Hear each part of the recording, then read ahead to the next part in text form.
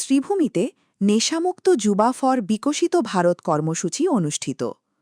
শ্রীভূমিতে নেশামুক্ত যুবা ফর বিকশিত ভারত কর্মসূচি অনুষ্ঠিত হয়েছে।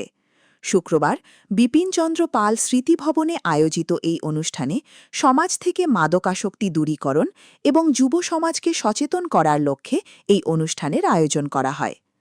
অনুষ্ঠানের শুরুতেই উপস্থিত সকলেই নেশাজাতীয় দ্রব্যের বিরুদ্ধে শপথ গ্রহণ করেন।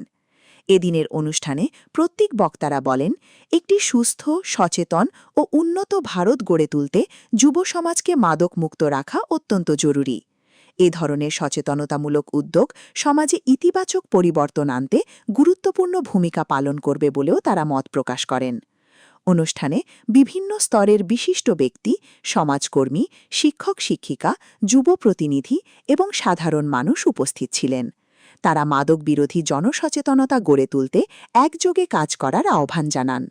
এদিনের অনুষ্ঠানে উপস্থিত ছিলেন মিশন রঞ্জন দাস, রবীন্দ্রচন্দ্র দেব, জেলা যুবা আধিকারিক গৌরব পন্থী সহ অন্যান্যরা।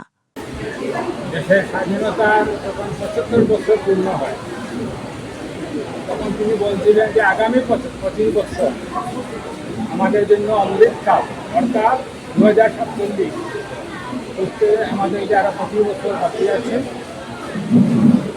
এই সময়কাল আমাদের অমৃতকাল। এই সময় আমাদের দেশের জন্য অনেক পরিবর্তন আনতে হবে। আমরা একটা উন্নয়নশীল দেশ, আমাদেরকে উন্নত দেশের নাগরিক হতে গেলে আমাদেরকে অনেক কাজ করতে হবে। এবং তখনই তিনি ঘোষণা করছিলেন যে আমরা ২০৪৭-এ আমাদের দেশের স্বাধীনতার ১০০ বছর পূর্ণ হবে। আর ওই সময় আমরা একটা বিকশিত ভারত দেখতে চাই। সকলে মিলে এই দেশের ১৪০ কোটি মানুষের কাছে তিনি আহ্বান রেখেছিলেন যে আমরা সকলে মিলে কাজ করতে, যে জায়গাতে আমরা পারি এই দেশের উন্নতির জন্য আমরা কাজ করি।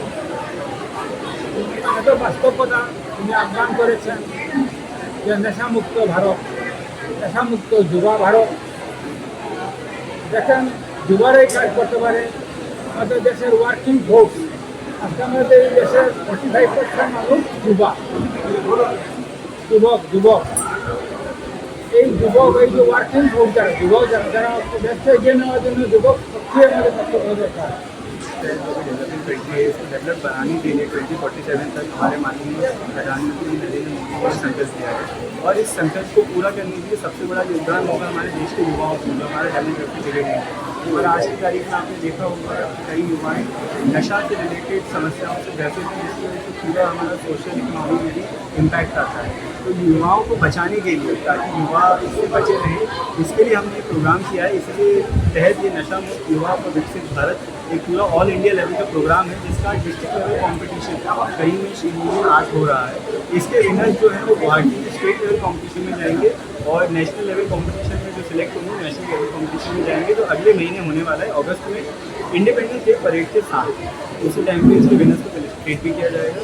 और इसी बारे में थोड़ा और मैं माननीय हमारे चीफ गेस्ट ट्रस्टी में बोलूँगा कि वो भी बताएं हमें कि कैसे नशा मुक्त से होकर हमारे युवा अभी देश की तरक्की में और ज़्यादा साथ दे सकते हैं।